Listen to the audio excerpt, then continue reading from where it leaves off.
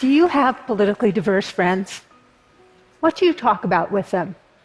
I'm a progressive. I live in a town full of progressives, and 15 years ago, I didn't have any conservative friends. Now I have a wonderful mix of friends, and they include John. I am not a progressive. I'm a Republican who grew up in a Republican family in the conservative South and even worked in Republican politics locally and the national level. But the last 24 years I've been in technology and living in a very progressive area. So I have a lot of progressive friends, including Joan. So I was born in Berkeley, California, a notoriously progressive college town. And I live there now. In 1998, 6 months into the Monica Lewinsky Clinton impeachment scandal, I helped co-found MoveOn.org with a one-sentence petition.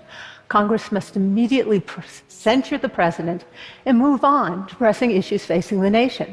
Now, that was actually a very unifying petition in many ways. You could love Clinton or hate Clinton and agree that the best thing for the country was to move on.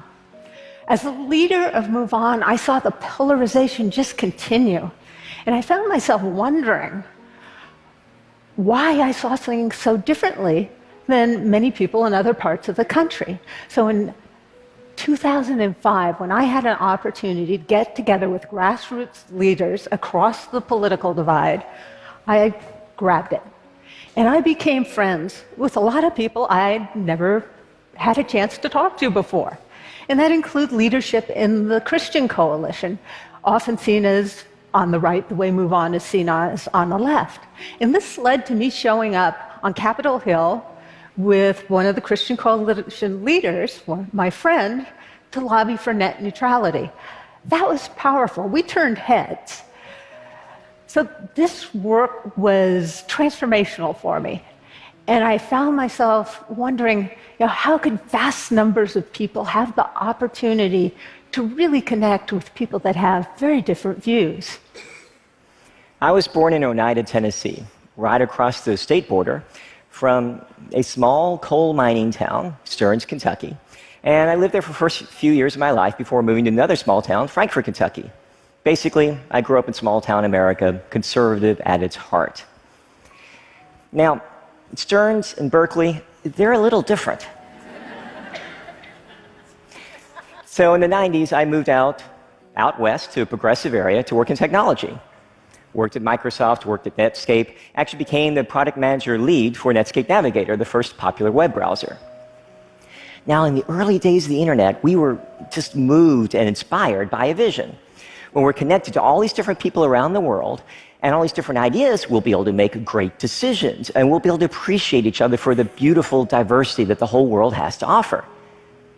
Now, I also, 20 years ago, gave a speech saying it might not work out that way. That we might actually be trained to discriminate against each other in new ways. So, what happened? It's not like we just woke up one day and decided to hate each other more. Here's what happened. There's just too much noise, too many people, too many ideas. So we use technology to filter it out a little bit. And what happens? It lets in ideas I already agree with. It lets in the popular ideas. It lets in people just like me who think just like me. That sounds kind of good, right? Well, not necessarily. Because two very scary things happen when we have such narrow worldviews. First, we become more extreme in our beliefs. Second, we become less tolerant of anybody who's different than we are. Does this sound familiar? Does this sound like modern America, the modern world?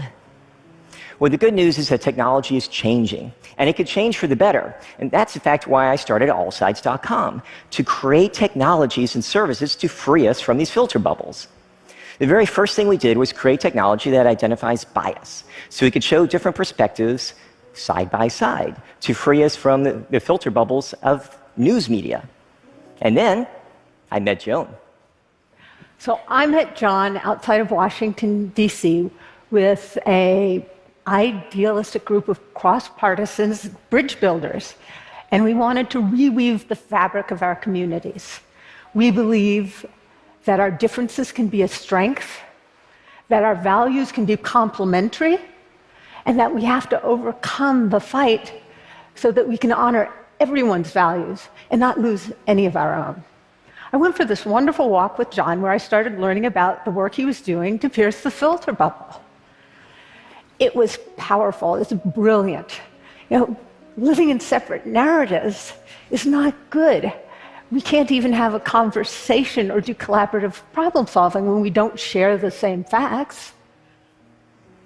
So one thing to take away from today is if Joan Blades asks you to go on a walk, go on that walk. It changed things. It really changed the way I was thinking about things. To free ourselves from the filter bubbles, we can't just think about information filter bubbles, but also relationship and social filter bubbles. You see, we human beings, we're not nearly as smart as we think we are. We don't generally make decisions intellectually. We make them emotionally, intuitively, and then we use our big old brains to rationalize anything we want to rationalize. We're not really like Vulcans like Mr. Spock. We're more like bold cowboys like Captain Kirk or passionate idealists like Dr. McCoy. Okay, for those of y'all who prefer the new Star Trek crew, here you go. Don't forget the strong women. Come on, strong women. Okay. All right. John and I are both Star Trek fans. What's not to love about a future with that kind of optimism? And having a good future in mind is a big deal, very important. And understanding what the problem is very important, but we have to do something. So what do? It's actually not that hard. We have to add diversity to our lives. Not just information, but relationship diversity. And by diversity, I mean big D diversity. Not just racial and gender, which are very important, but also diversity of age, like young and old, rural and urban, liberal and conservative. In the US, Democrat and Republican. Now, one of the great examples of somebody freeing themselves from their filter bubbles and getting a more diverse life is, once again next to me, Joan. So the question is, who among you has had relationships lost or harmed due to differences in politics, religion, or whatever? Raise your hands. Yeah. This year, I have talked to so many people that have experienced that kind of loss. I have seen tears well up in people's eyes as they talk about family members from whom they're estranged. Living room conversations were designed to begin to heal political and personal differences. They're simple conversations where two friends with different viewpoints each invite two friends for a structured conversation where everyone's agreed to some simple ground rules: curiosity, listening, respect, taking turns, everything we learned in kindergarten, right? Really easy. So that by the time you're talking about the topic you've agreed to talk about, you actually have a sense of, I kind of like this person. And you listen to each other differently. That's kind of a human condition. We listen differently to people we care about. And then there's reflection and possibly next steps. This is a deep listening practice. It's never a debate. And that's incredibly powerful. These conversations in our own living rooms with people who have different viewpoints are an incredible adventure.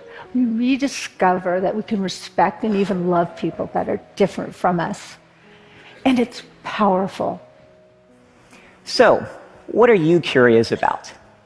What's the conversation you yearn to have? Let's do this together. Together? Yes. Thank you.